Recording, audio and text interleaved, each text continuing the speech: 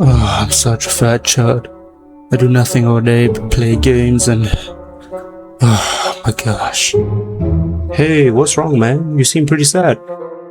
Oh, hey, Crisis. I'm a little sad. I play games all day and I still don't have my resurrection. I don't know what to do. Ah, so you want to be like this guy? Well, don't worry. I have the perfect tutorial and possibly some cheeses just to help you get there. Firstly, if you're like this little chud, you're gonna have to reset your account because Centipede is just too hard. I'm sorry. No matter how far in you are, you're gonna struggle. So, you're gonna make prayer beads. These will reset your account and they're really cheap. You just have to craft them with 5 soul essences and 2 soul chains. If you can't find them, just go to Las Noches and start asking randoms for a spare. Trust me, most of the people will say yes and give you one. Now, if you're new to the game and you don't have a slot yet, you can just go straight in and make one. You don't have to do all of that prayer bead stuff. Don't worry about that. That's just for people who already have a slot. Now that you wiped your account, you can click on your lost soul and we'll start from there. This should make it a lot easier for you to progress and pick a better holotype. This will help you so much in your resurrection, and trust me, you'll appreciate it in the long term, especially when Segunda Etapa comes out and you have your resurrection already, so you can instantly progress to that. Now, once you reach the end of this bridge, you'll meet the helpful spirit who is basically the guide during your playthrough. She will prompt a tutorial which I suggest new players to say yes to. However, if you have already done it, then go ahead and say no. Once you've finished the tutorial and beat Gellum, you'll be able to choose your race, which will obviously choose Holo for this video. And when you choose your holotype, please choose the gorilla. He's slow, so it's very easy to parry, which will be the only thing you should be doing in your resurrection fight. Once you finish choosing your race, it will spawn you back into 4 Adams, where it will prompt you to leave. However, you should pick up the free quests before you actually go. These will help you with your leveling up, which is a big factor when it comes to playing the main story. Once you're done, you can leave and enter the Soul Society outskirts. When you first load in, make sure you hold C and go to these red exclamation marks. This is the main story and will give you a ton of XP.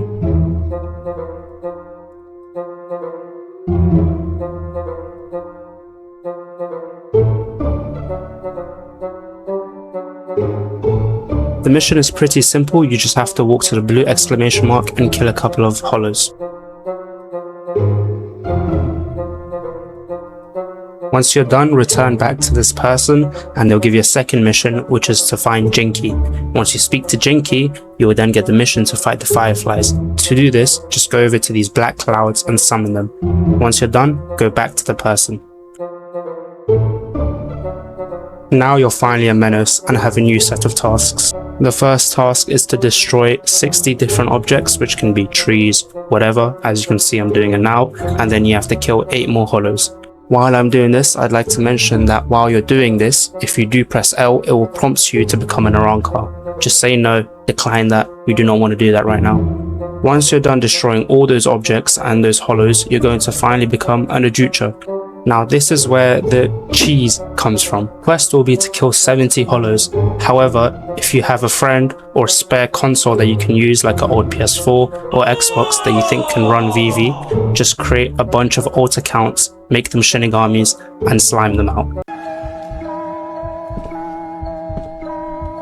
Killing 7 alt accounts will save you so much more time than killing a bunch of holos.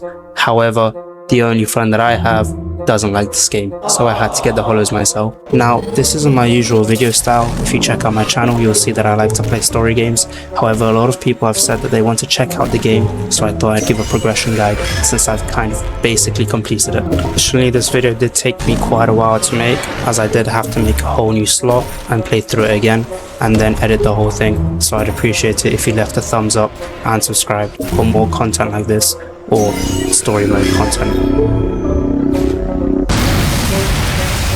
Now you should have finally become a Vasto Lorde. Your only job now is to get holo traits. You get these by killing holos, and then once you get 4, you can just rip off your mask and become an Arrancar. Once you rip off your mask, you'll once again be shown the GUI that you were shown earlier to change stuff such as your Ryatsu color, your clan name, and also your looks. Now, for this next stage, you're gonna have to reach level 25 before you can start your resurrection progress. This will take a while, however, if you keep doing missions around the map, it should speed it up. Once you reach level 25, keep fighting NPCs and players until you get your first whisper. It will look like this. Now it's called a whisper, but he really didn't say much to me this time. Now when I first got my whisper, I didn't notice it, however, this notification on the top left will remind you. Once you get your first whisper, you want to go to somewhere safe and press L while holding your Arrancar up. 26, I think it's a bit younger. From here, the process is pretty much the same. You're going to go do missions to increase your resurrection XP, and then you're going to get whispers, and then you're going to go meditate. After meditating a few times, you'll eventually get this dialogue. I put my answer as fair every time, however, I don't think there is a wrong answer. After meditating a couple of times and getting more resurrection XP, you're going to hear this audio play while playing the game. So listen up.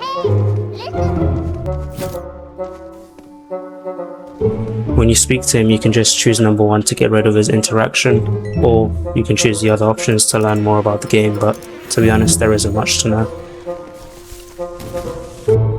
After talking to the NPC a couple of times and meditating some more, you'll eventually be sent to your inner world. You'll be kicked out a couple of times until eventually you'll see the NPC that you need to talk to and start your resurrection fight. This attempt I was kicked out as my resurrection world was a bit too premature.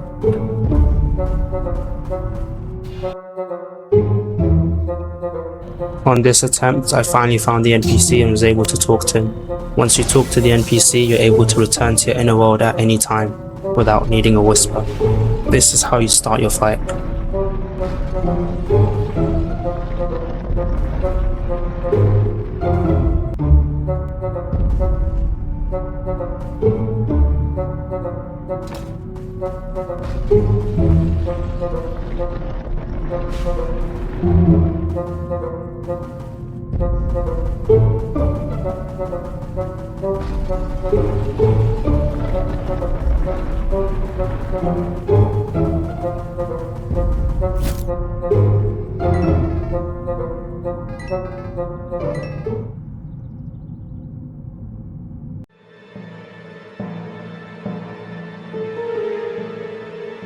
Now this fight is pretty easy, to be honest, but some people just don't know how to do it, which makes it hard, so I will talk you through it.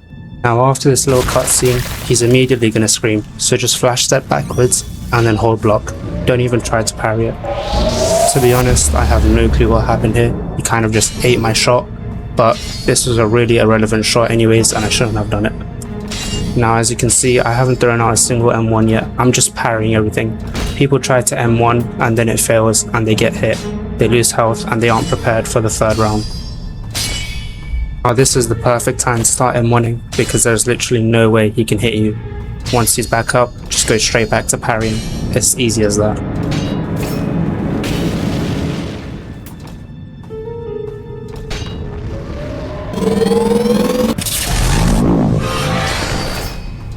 Now the reason I got hit there was because I wasn't moving before he did that. Make sure you're constantly moving in one direction, so when you see that sign, all you have to do is press space. I know I said this was an easy fight, however I've taken 3 bars of damage already. This isn't good, as for the third stage, you will need every bit of health you can get. The rest of this fight is just me parrying and then hitting him when he's guard broken, so instead of carrying on, I'm going to show you a cheese you can do instead, which makes it a lot easier if you think you kind of suck at parrying. Now I don't have a clip of me doing the cheese as it is time consuming, however I can explain it using just this clip. You'll notice that he screams. When he does, all you need to do is hold block.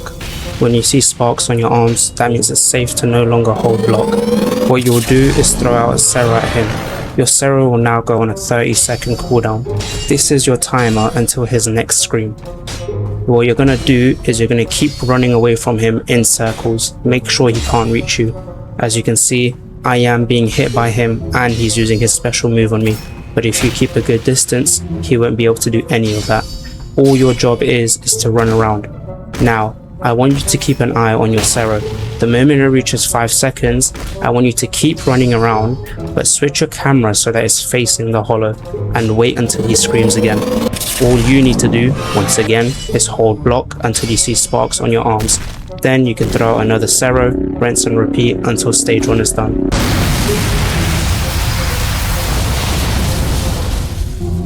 Now don't be an idiot like me and try to parry the Sero, just hold block, it makes your life a lot easier. For the Menos stomps, all you're going to do is count from 1 to 4 the moment it lifts up its leg, and the moment you say 4, just hardwire your brain to click block as you say 4. This will get you a perfect parry. The Menace Grande has a third and final move, which is the continuous stomps. Make sure you're constantly moving while fighting to make sure the only button you have to press when this happens is space. Now there is a cheese for this guy too, but it is also time consuming, therefore I don't have a clip of me doing it.